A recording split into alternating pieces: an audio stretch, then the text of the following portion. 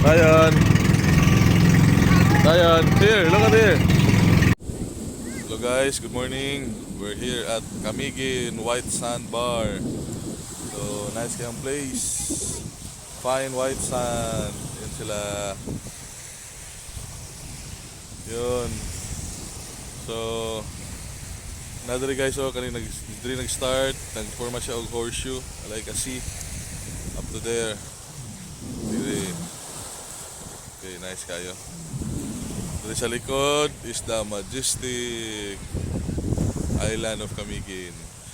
Yun, mga mount. There's 7 active volcanoes daw diha guys. Okay. So, it's still early in the morning. It's 6 a.m. So,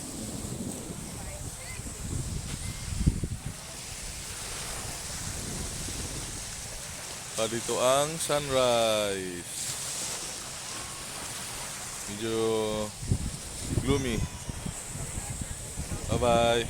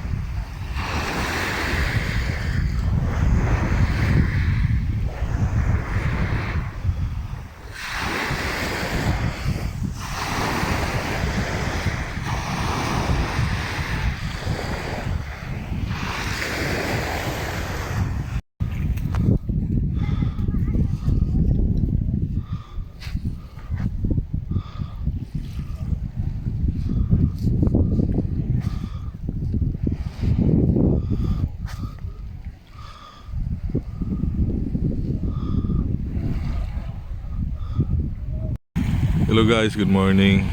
So, namin diri karon sa White Sand Bar, Camiguin. As you can see, so maning end, Picas end. O tanaw ninyo, gapurma gisag C. No, C as in for stands for Camiguin. So dito sa Picas, that's the island. Ito nagpurma sa C. So nindot kayo guys. Ano siya, facing ni karon siya sa island of Bohol. So di kanyo makita, but kung i-zoom guys, man yung Bohol oh.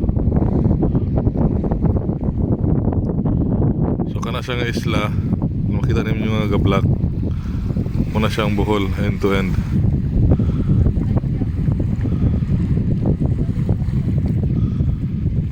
Muna siyang next nga island, but Bohol is part na sa Visayas guys. Ang Cagayan is narito ang side. Narito ang side ang Cagayan, then kanay Camiguin.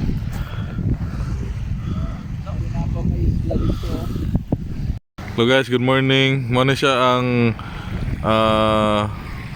view, wide view, overall view sa island sa Camiguin.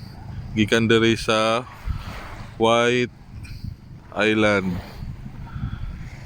So kung kaning Camiguin guys, iyang circumferential distance in kilometers is nasa 60 kilometers. So amo siyang gilibot guys in less than 2 hours. So nadali na siya, nalibot na dayon siya.